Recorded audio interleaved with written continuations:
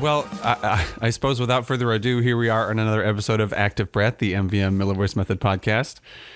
You've heard a few voices so far. My name is Kyle Cameron. I'm one of our co-hosts. My other co-host is also here. His name is Scott Miller. Scott Miller. And we have two beautiful guests today, two returning guests. This is our first four-way chat, which will be fun. We have with us JP. Say hello, JP. Hey, everybody. And we have Roz, our wonderful producer and also MVM certification student. Hi, Roz. Hello, everyone. I'm excited for the first Active Breath four-way ladder match for the title. This is going to get really interesting, and I promise to be merciless. Yeah, that's what we hope for. Reason for the season, huh? I guess that's where we start. The reason for the season is it's born of a pre-existing relationship between JP and Roz, which was well underway by the time Roz enrolled in the certification program. Would one of you like to tell us about that relationship? Where did you two meet and under what circumstances? Why don't you start us off, Roz? Yeah, totally. Oh my God, such a storied history now. I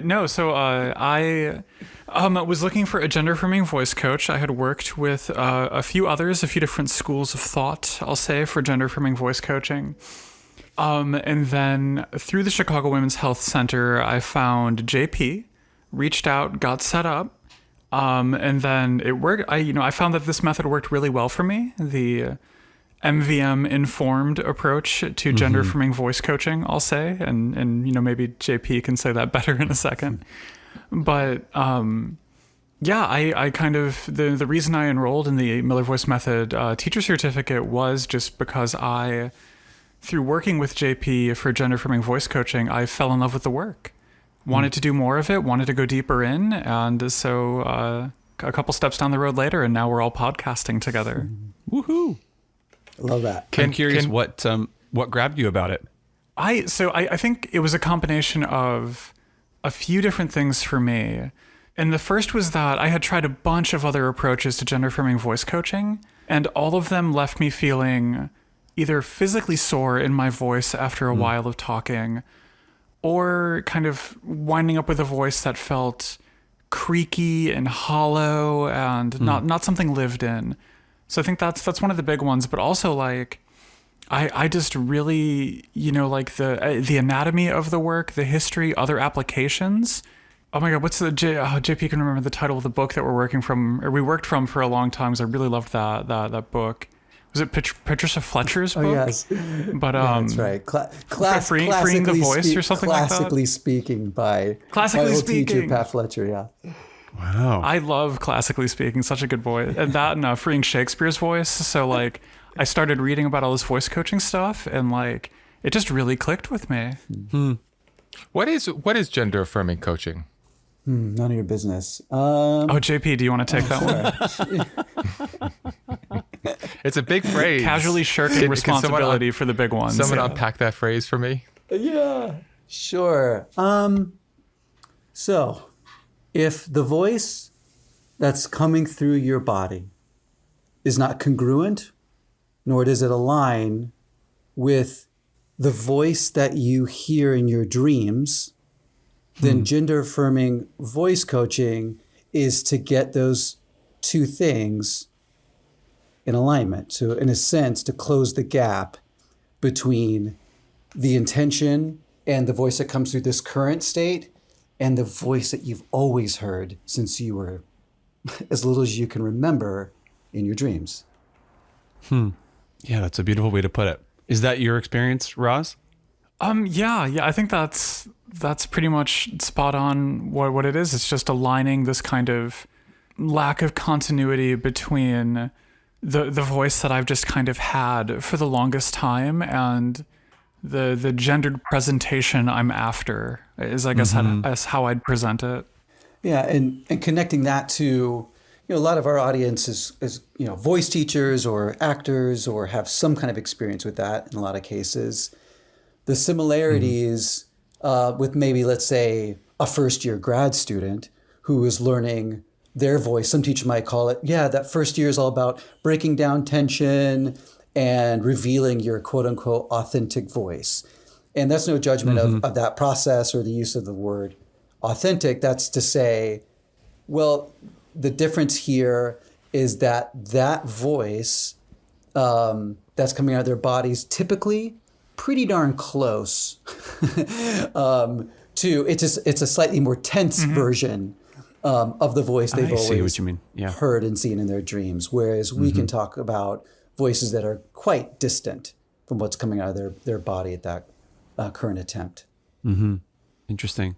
Yeah. Sometimes with my students, I use the phrase, I want to hear the sound of the inside of your body, because there's something about when you take all of that tension away, or as much of it as you can, the excess tension, what you're left with is the natural sound that your resonating chambers, your sinuses, your throat, your all of these places that our sound is built and amplified and picks up overtones.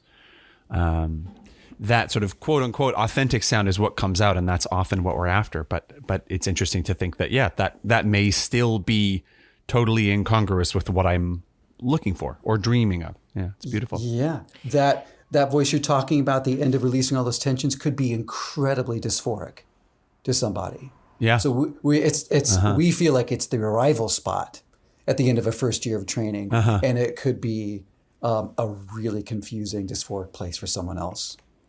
Yeah. JP, how do you work with the phenomenon that the voice that I hear coming out of myself is different than the voice that you hear me making for all of us? And how do you, if you're in the business of alignment, in some regards, how does alignment happen when the speaker is hearing a different voice than the listener is? Yeah, it's a great question. So everything, of course, as always, that's coming out of my mouth right now, I'm going to say with incredible confidence, and which means it's also completely full of shit, and I'm learning every day. So here we go. There is a part of voice training that gets skipped a lot, I've found, in gender-affirming voice work, which is a client will come to me and say, and this is, I'm sorry, the long road, Scott, to answer your question, but I feel like it does require a longer road. I love that's the good. long. I love It's the a long podcast. road. It's a long form medium.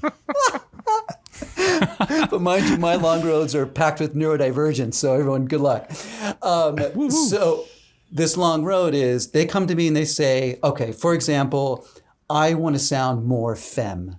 So this is a trans femme person. Their voice to the outside ear sounds more quote unquote masculine, and they want to sound more femme.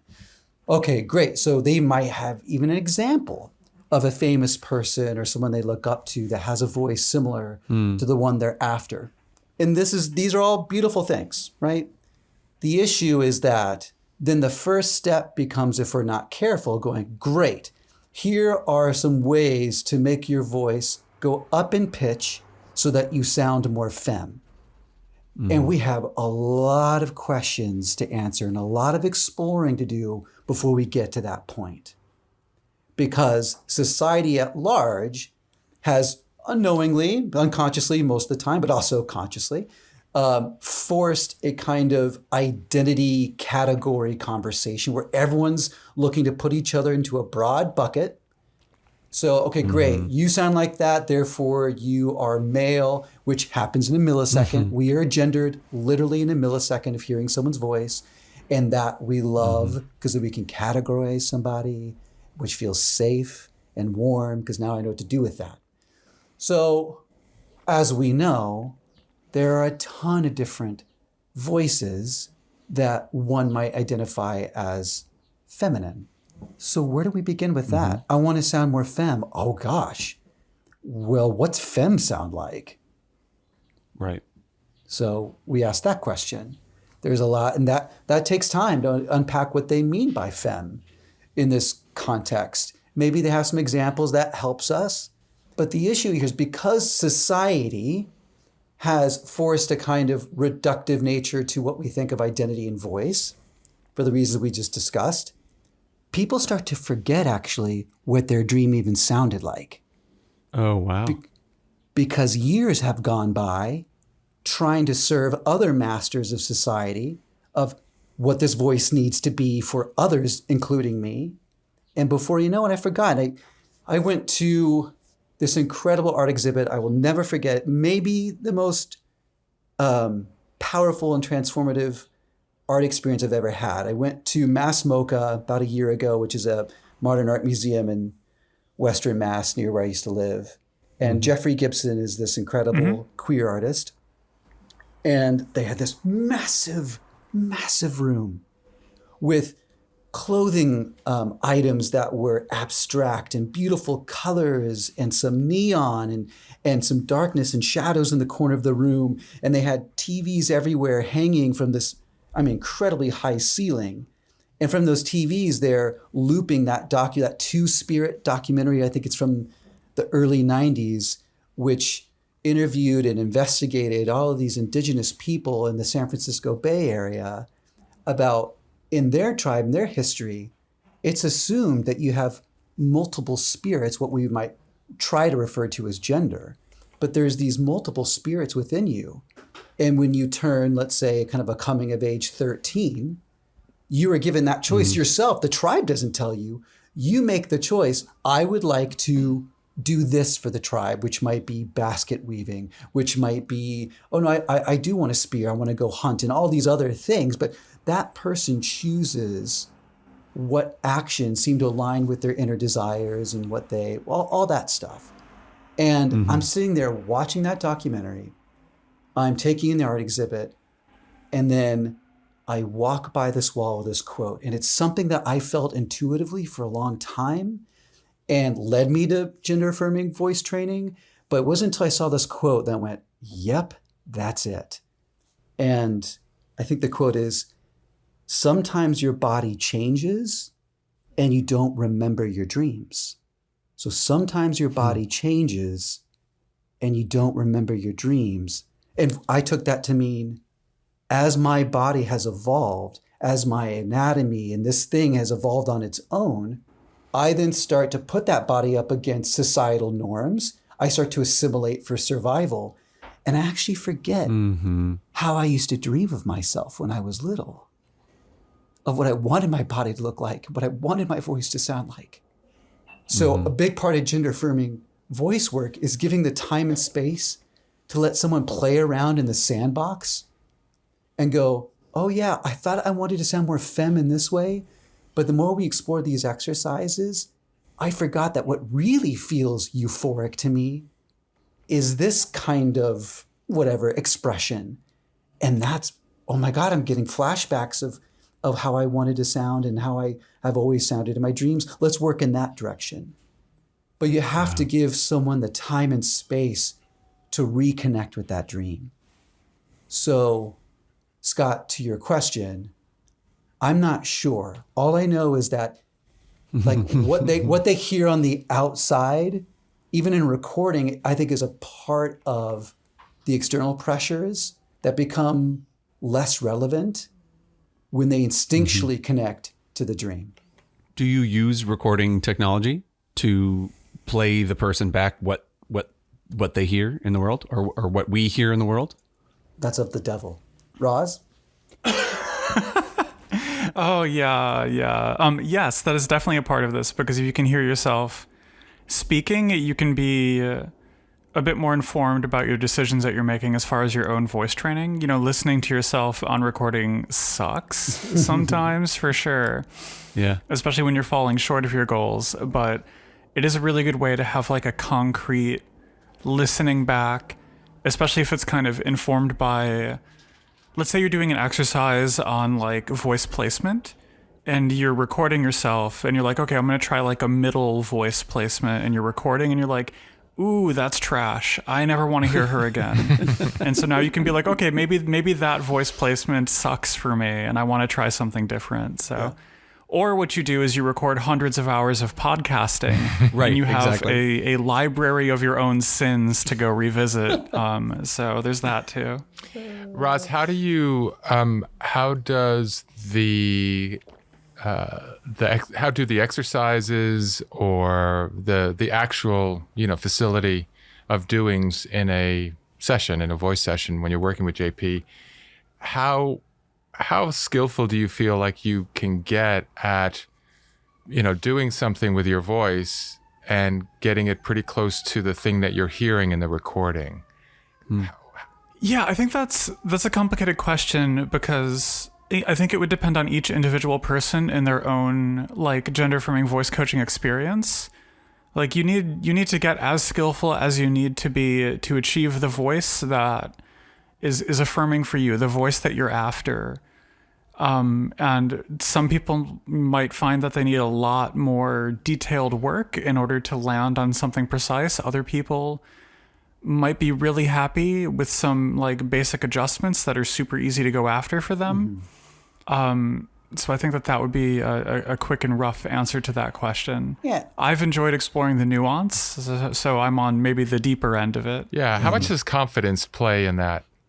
I mean, as your confidence grows in the ability to execute an exercise or develop your ear or such, how does that relate to your personal progress?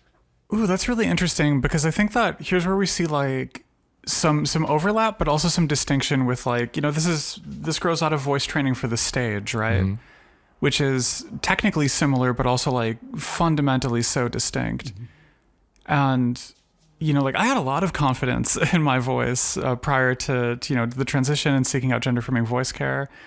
And so like the confidence thing was never really the issue for me, like being able to just try stuff and do it, like, okay, fine.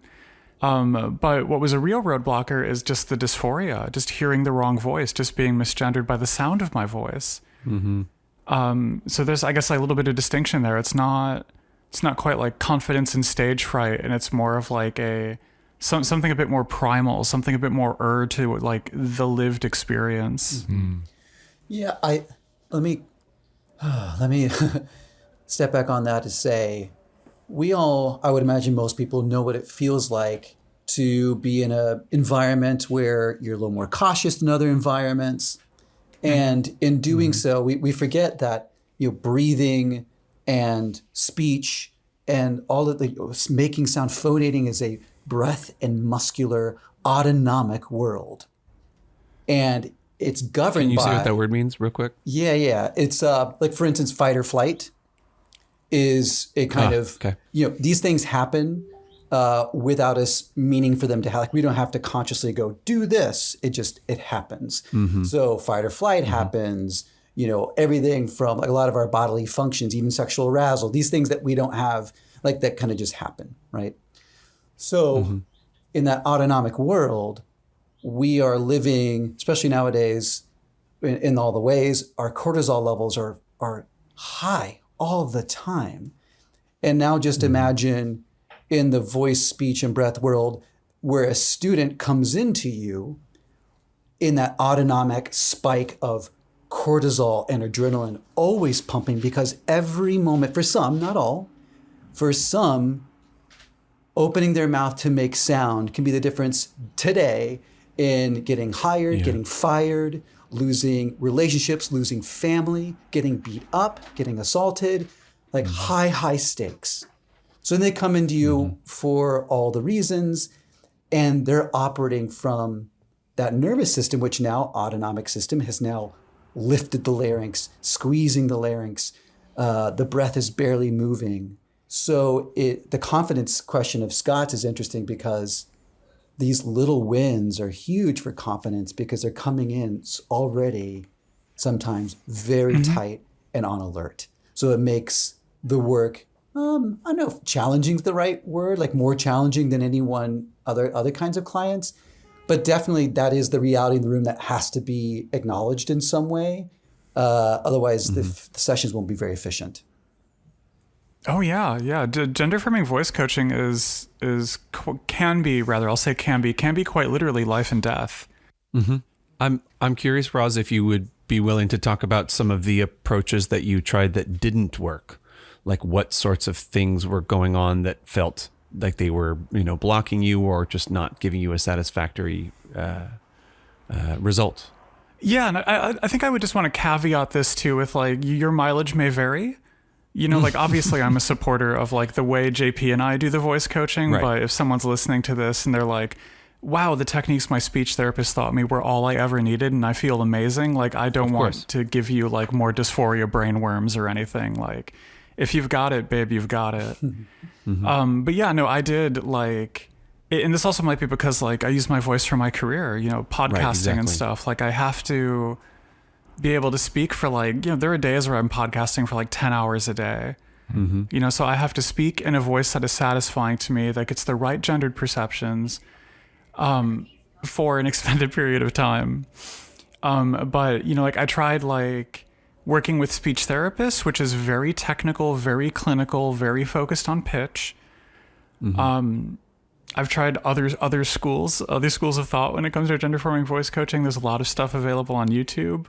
Yeah, none of them left me with either the toolkit that I felt that I needed to kind of like grow and cultivate my voice away from a voice coach, like once we stop having sessions. And I also felt that these tools left me with a lot of strain in my voice. And I couldn't even articulate that at the time. Like if you would have asked me, I wouldn't have been able to say like, I would have been like, oh, my voice is like squeaky and I get tired really quickly. I can't hold it for as long as I need to. But now looking back at it, I'm like, oh, I had tons of strain, tons of problem with my breath. Like it was a very tight and held, intense voice. But I have picked up a lot of tools along the way. There's a lot of like eclectic things that go into the toolkit. Yeah, and Roz had a bit of a cheat code, but all clients find their ways. But Roz did have a background with the voice and some intuition there that was already developed. So to be able to go, oh, that's right. When I'm trying to reduce chest resonance, I can feel how I used to do that by squeezing my larynx, of which to reduce that chest resonance. So now I get the result of a voice that has less chest resonance, but it's super constricted. So technically higher, technically less of that undertone chest resonance vibe. And yet now that's something that's ironically doesn't feel genuine to the speaker. It doesn't feel so genuine to the people surrounding that person. So that's, I think, a couple pieces that we explore that seem to be effective and helps a lot of our clients at Chicago Women's, which is the active breath. It's missing from a lot of the gender-affirming work out there, like, basic active breath work. And then also that exploratory, hey, let's not just jump to the results of what you want, especially before you have fundamentals in place, because it feels like a mask on a mask. Yeah. JP, I have a question. Yeah, that is. I'm sorry. Go ahead, Ross. Oh, no, I was going to say the chest resonance thing is such a good example of what we're talking about in this part of the discussion, because that was something I would say I was resigned to having lost it as part of finding like an affirming, feminine sounding voice. I was like, okay, well, chest resonance, like, see you later. You were great to me for 30 odd years, but for the back half, we're gonna part ways. But then through working with JP, I found ways to, like learning, the MVM approach of like, okay, lower third, middle third, upper third, right? And then and then finding like, okay, I can kind of like move my chest resonance and have upper third resonance, right? Still keep that kind of like that little bit of a bassy undertone, that warmth that comes from the chest resonance, Right. while still going for a voice that's affirming for me. And that's something that I would have not been able to have had I not done the kind of voice coaching that we do. JP, I have a question for you. So, so much of our work is, like you said in the beginning, kind of deconstructing a lot of tension, a lot of unconscious habitual activity that leads to some sort of diminishment in resonance or diminishment in flexibility of pitch variation or volume variation or rate variation. And more often than not, we all have, minus training, we all have the voice that served us in the relationship or the identity that we perceive ourselves to be in holistically in life.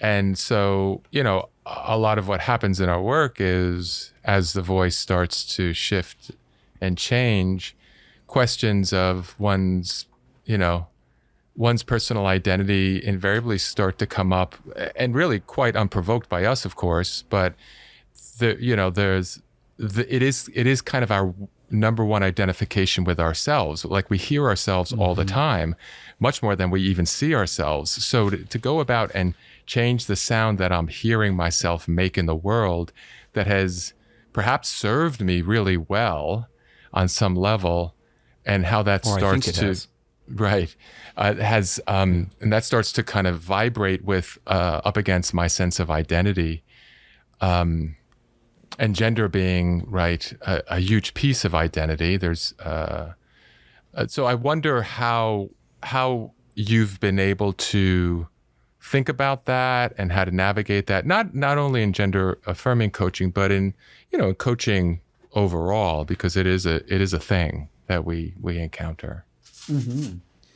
A couple things. One thing comes to me, Scott, do you remember old school MVM work when we were exploring character work, where we would, and I can't remember how exactly this started, and you probably do because you have a mind like a steel trap. Mine's like a sieve. But do you remember our character brunches?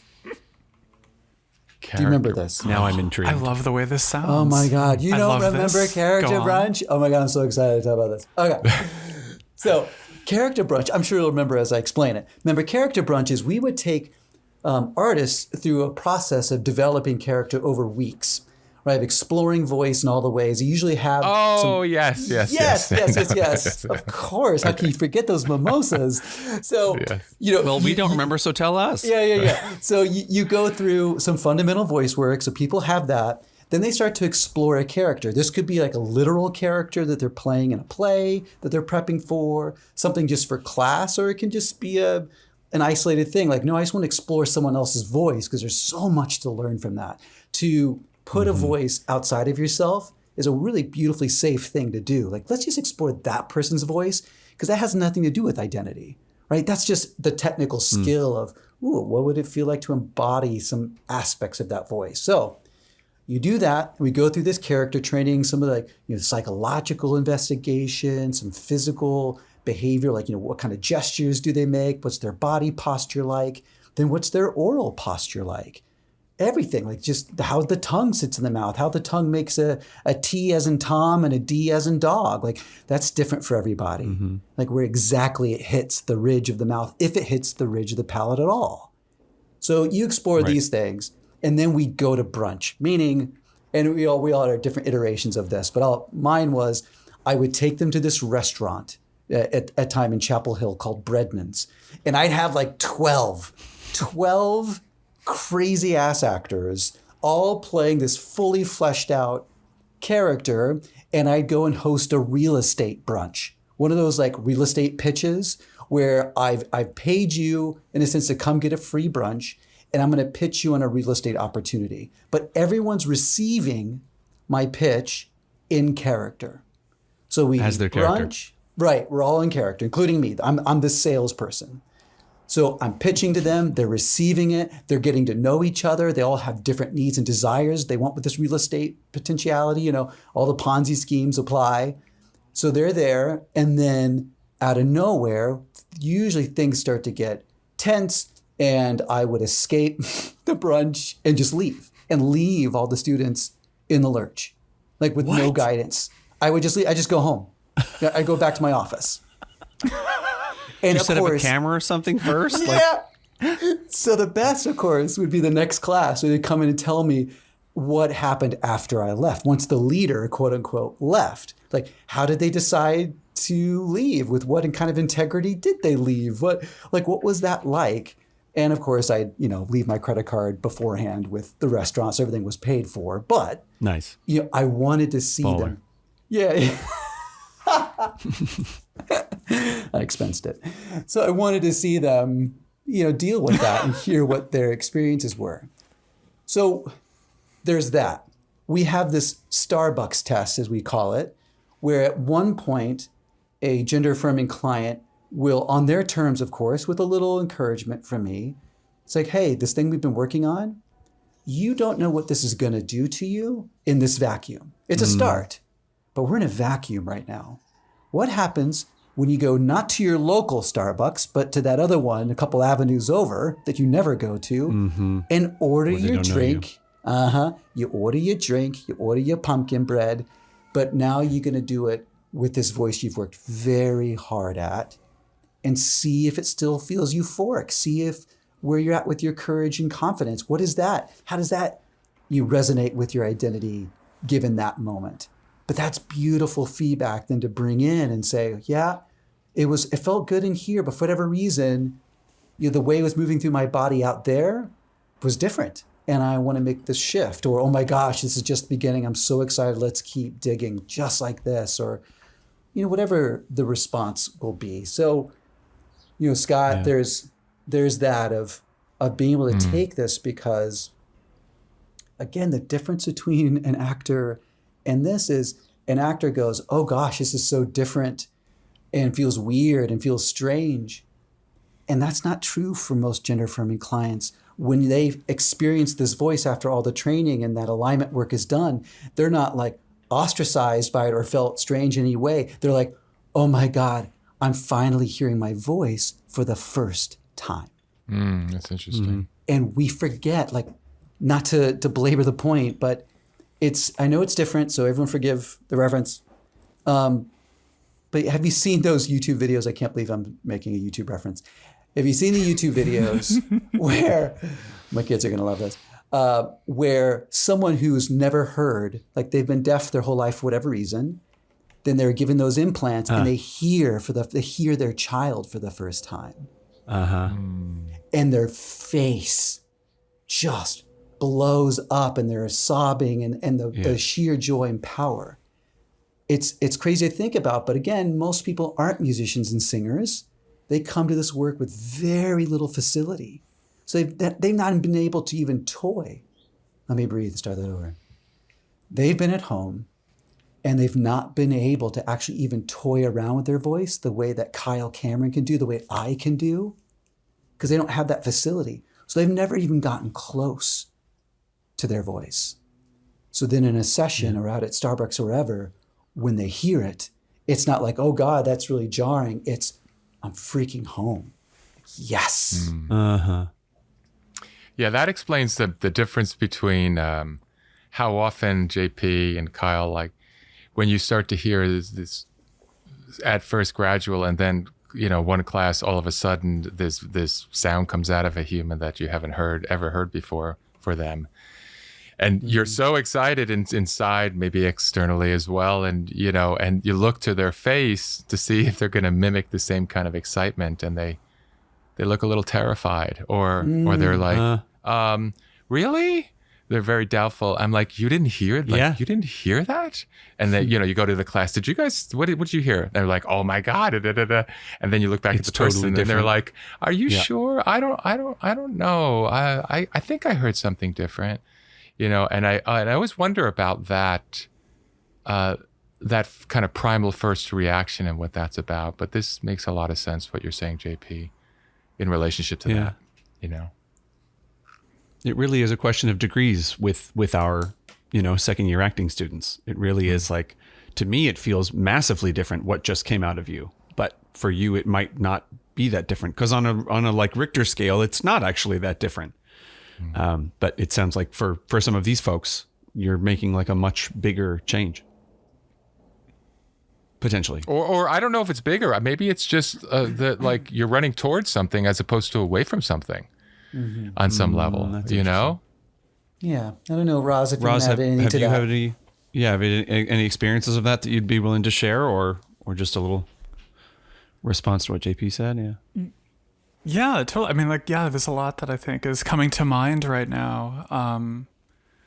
I think to kind of like synthesize a lot of what we've been discussing in the last like 15 to 20 minutes here, like, so I'm always interested in kind of where things occur, socially, right? Like, the situation has put together this wonderful idea of psychogeography, right? Like how the very geography of our world changes how we act and behave and think and feel. And I like to play with that idea and extend it. And so like, what's the psychogeography of a voice? Our voices occur in so many places, right? My voice right now is a series of biological apparati over which I have, I would say, a moderate amount of control. But, like this body was given to me by time and genetics, and I have, like a Resident Evil video game villain, seized control of my fate and reshaped a good portion of it. But, sometimes it's working against the grain.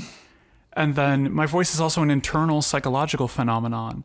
The voice that I hear, right? Like I have my own relationship to that voice. And then as another layer on top of all of this, there's how everyone else hears my voice. Friends, family, strangers at coffee shops. And there can be, misalignments within those things. I could be totally satisfied with my voice. I could have great facility of control. But like, if I'm still getting misgendering out there in the world, that is a problem for me that I want to work through. Or, somebody else could be like, well, I don't give a fuck about that. I've got it nailed for me. My friends and family hear what they need to hear. Sure. Baristas be damned. Right. So there's like so many different ways of coming at this, which I think makes the work really, really exciting. I'm looking at my, that's beautiful, Roz. I feel so grateful and lucky that I've met you. I really am. I'm really feeling it. Aw, you too, JP. Yeah, I've learned so much. JP, you're the best. It's very I'm sweet. I'm looking at a client. This is going to, of course, remain confidential, but there's a lot of voice nerds that are going to be listening to this, and I thought it might be interesting to bring up, like this one client that I've been working with. We are at session 8. I do 45-minute sessions, and we were at session 8 when this person, for the first time, they were able to, through the first 7 sessions of laying the foundation, it was session 8 where they went, oh my gosh. They were able to send their voice and exist in a certain spectrum of pitch and operate there and express within it for, a handful of moments that were fully supported by the active breath. And it was that moment where you see them light up and they went, oh my God, there it was. And it can't sustain yet. That takes time. Not a lot more time, but that's how many sessions it took to get, for this person, for them to go. And you could feel the lightness and the excitement all at the same time into the room. Yeah, an incredible journey to watch. How many sessions do you tend to do with people? I mean, I'm sure it varies, but like how long is what's the range look like? I think for various reasons, I would say the vast majority of clients are 6 to 8 sessions, and then they'll go away and then come back. Because of the cadence of life, 6 to 8. Sure. Some of them for financial reasons. At Chicago Women's, no one's turned away for financial reasons. So people That's great. are asked to look at a matrix of finances to self-assess what you actually can afford, and you pay that. Right. And for some, that's nothing. Right. So yet there are reasons for money or time where they have multiple interests and they come and go. But I would say 6 to 8 sessions is the median, and the people that can and the ones that really drill down, I would say it's usually sessions around 12 to 16 where there's real fundamental changes.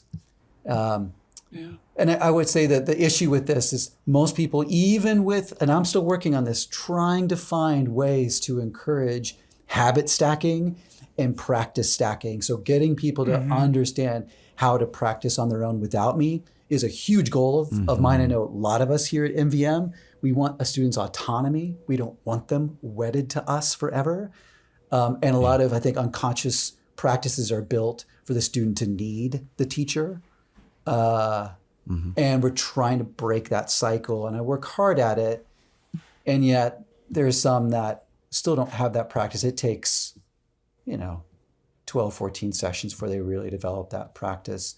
And Roz, I mean, it's not about the amount of sessions, but Roz's commitment was incredible. I think we had worked together maybe close to 30 times, 30 sessions before Roz went into the Teacher Cert program. What do you think held your attention that long, Roz? Do you think that's a natural curiosity, or is it something about this particular work? Say it was my jokes. You do have a tremendous I think amount of natural curiosity. That is true. I'm a curious person by nature. Mm-hmm. So I think that played into it for me. And then I also think that, you know, to build on what JP is saying here, like that's also how many like sessions I needed to explore what I was looking to explore with somebody who knew how to guide me through these skills and these exercises, and to help set me up to then be able to continue to explore on my own. So that's just kind of, it's a combination of like, you know, a lot of our sessions later on, my sessions with JP were about working with classically speaking, like working through that text, you know, because I'm in love with like that kind of Royal Shakespeare Company way of pronouncing, right? That kind of precision, those Z's. And like, I wanted that as a way to color the gender of the voice that I'm working on. Right. Yeah. So like we got really granular. We got really in detail with like a lot of exercises that most people maybe wouldn't be interested in. I mean, maybe they would if they had it as an opportunity. But so I think it's a combination of those things. Yeah, the And weight so and pressure. I'm curious about this sort of speech approach, the sort of articulational approach, and how that contributed to your experience of gender. You want to speak more about that, Roz? Yeah, totally. It's asking me to say more. Oh no, what am I going to do? I think that is something that was just kind of like emerged as like an idiosyncratic quality of mine through doing the rest of the work, right? And when I say the work here, I mean the work of pursuing gender-affirming voice coaching as a student. Because I knew going into this that I wanted a higher pitch. I wanted a pitch that was within the like feminine pocket, right? Within that range. And then I knew that I also wanted to like work on all of the other qualities that color my voice. You know, all of those other things that add to the gendered perception, right? Because, and again, the research on this, very new. It needs to be more in depth, but like roughly 70% of vocal perception is down to pitch. But then it's all the other qualities that color it that come in for like that 10-yard fight when pitch doesn't really get the gender of a voice across. Because there are cis men with high voices, there are cis women with very low-pitched voices, and there's tons of overlap in the kind of androgynous zone. And we also see that gender differences in voice start way before puberty does. 5, 6, 7, 8. That's when gendered differences in the vocal experience start coming up, and that's just cultural modeling. And those are the things that I was interested in kind of pursuing and tweaking too. And the kind of, I don't know, I got deep in the rabbit hole. I don't know if a lot of people need classically speaking, but it was a real help for me. Oh no, this is another reason I went to 30 sessions is because Geek had found Geek. And we were like, oh yeah, you want to go there? Oh, I can go there. Let's go. And we would, look at weight and pressure and find these studies. Like Roz would find a study about the weight and pressure of tip of the tongue T's and fricatives and stop plosives, and how the weight and pressure of these speech sounds are going to give off on a spectrum of, that is a moniker for masculine versus feminine, all these studies. And we'd go through the study and deduct what we found helpful. And then you go, so I don't want to talk about things like, let's say like a really firm speech precision and detail of T, D, N, and L. So I don't want to talk about that in a binary, even though there's this research that's showing that helps people be gendered in a certain way that's on that binary spectrum. I don't find that very useful in my work. What I find useful is to go, hey, have you ever experienced what it is to have this kind of speech detail and precision and make no apologies about it? A way to really say something clearly and stand in that clarity. What's that feel like to you? Does that feel euphoric? Different? Good, bad, Right. like qualitatively tell me more. As opposed to masculine v feminine or whatever. Yeah. That's right. And they're like, Yeah. holy cow, like, oh yeah, to speak in that way with that kind of detail is euphoric to me and gets me closer to that dream. And we'll work in that way. Sorry, can you just clarify for me weight? You said weight and pressure, is that what you said? Yeah. Do you literally mean the amount of air pressure that I put behind my plosives, my P's, my D's, whatever it is? There are studies that can connect more pressure to a certain gender expression in voice. Correct. Yeah. Well articulated. Fascinating. Well, I'll just say, I don't want to dip too much into this pond. There is a lot of stereotypical things and markers that we would recognize pretty quickly in that world. So that's why I, as quickly as possible, get out of the binary conversation with that. But this idea of, and I'll put it more into the terms of curiosity and openness. What is it to, in that speech sound, in a way that doesn't push someone away with that level of weight and pressure and precision, but is always, creating a bit more space, equal space in the room for someone else to come in and tell you what they think right after that. Opposed to, this is a statement and this is fact and true, next meeting. Right? Oh, wow, that has a certain vibe, opposed to a speech detail and precision. That's always, and even a lifting of pitch, which is sometimes seen as, I don't know, immature or young or not commanding. And I'm more interested in, all right, if you want to sound more femme, it's not about, I lift more things at the end of my sentences. That's an incredibly problematic and reductive way to look at it. But if we can look at it, what is it to end with a curiosity more consistently than a statement? We can dabble into some euphoria that's not so reductive. And this JP, you just got me to remember the thing that I wanted to say to you, because that's so spot on. Because for someone doing this work too, like a cisgendered person who's never experienced any kind of vocal dysphoria, right? Like, you have access to such a wide vocal palette when it comes to your expression, and so much of it is subconscious. You're asking your boss for a raise, and you are not going to be using the same bubbly, fun voice that you will with the girls at brunch. Right. Like your voice is shaped so much by your interactions, and like by kind of escaping the gender, binary and the kind of boundaries that like that kind of vocal approach puts on things, you can start to ask really fun questions where it's like, okay, I want my voice to be read as feminine, but I also need to be able to have a really pointed and direct voice when I need it. You need to be able to access these things. And so what are the tools that get me there? What are the skills that get me there? How do I practice that as a habit? How do I do that so often that now it's just, okay, I just code switch into the other voice? Yeah. Or rather the other coloring, the other shader. Which is the case with all of us, right? In any walk of life, in any kind of predicament or scenario, ultimately gaining access to your own anatomy and the tools by which you operate consciously and unconsciously. That's something we can all relate to in training for sure. I have a bit of a segue, Roz. What about the time in training? Like, what's the bridge from that to, I want to be a certified teacher? What was that bridge? I think he said geek meets geek. I think that's pretty much the bridge. Oh yeah. JP put it nicely with that, I say. That's an interesting question. I think that at a certain point working with JP, I just really it was that geek meet geek. Ugh. I'm gonna retake that.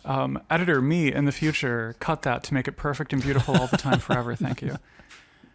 No, but it was that geek meet geek moment, right? And there was a point for me where I was like, okay, like I am reading scholarly articles about this subject. I am chasing down relatively obscure textbooks on different vocal placements and techniques and schools of thought. I'm looking at all the other vocal training systems and thinking to myself, like, why do I like the things I like from this approach to gender-affirming, like voice work? What do I find useful here? What do I think might be misguiding other people? those are all of the same questions I started asking myself when I decided to do grad school for literature, and start teaching in that area, right? Not just questions as someone who's doing this thing and experiencing it, but some questions from the perspective of the educator. So you Yeah, it's a different way of thinking about it for sure. But you kind of came at it from an already embedded educator DNA, right? One would say. And Definitely. so what are your hopes to do with this work once you're certified? I don't. Well, yeah. Once I'm certified, once I'm knighted, That's and right. I can officially go out there and freelance. No. I think if I could have anything, right? If I could have like one big thing for gender affirming voice work in general, it would be to create a condition where the next generation of gender affirming voice coaches and instructors kind of look back at the work that we're doing today and they're like, honey, you were trying, but that was so misguided. Like you advanced it, but we are so far beyond you now. To help as many people as I can find not only the voice that they're looking for, but the tools they need to kind of keep exploring and keep growing. So there's the big grandiose answer. The 10-cent answer is do what I love doing and get paid for it. Interesting that I think there's DNA in there again of making yourself obsolete. You want to shift the paradigm enough that your contribution of it sort of becomes, maybe a moment in history, but it's in history. Well, my friends, how does that feels like a pretty reasonable place to put a pin in it. Any last little gems or thoughts anyone wants to throw in on this fascinating conversation? No, so grateful for the time, for Roz, of course, for all the clients I've worked with in the history. I mean, truly, there's not one thing I said in this podcast or ever said to anyone that was original. I'm deeply inspired by people that were on this call. I mean, Scott, Kyle, and everyone at MVM and others. I'm so grateful that I'm able to speak in any capacity about this stuff and maybe help somebody. So feeling very grateful. And if people want to know more, they can go to chicagowomen'shealthcenter.org/voice-coaching and find out there more. We'll put that in the show notes. Yeah. And then find me, of course, through Miller Voice Method as well. So yeah, thanks everybody. Yeah. If you would like to get your hands on a little bit more of what MVM has to offer, you can visit us at millervoicemethod.com. We always have the presence training available, which is a sort of guided workout series, video series that you can practice new skills alongside. We will hopefully be running a new session of the MVM Gym, which is a twice weekly 1 hour live Zoom class where you can get instruction and feedback from an instructor. We don't know the dates on the spring session just yet, but check out millervoicemethod.com. And if you are one of these weird actor people who wants to work on voice stuff, Scott and I will be teaching a class in New York City, in Chelsea. Looks like it's going to be May 15th through 17th.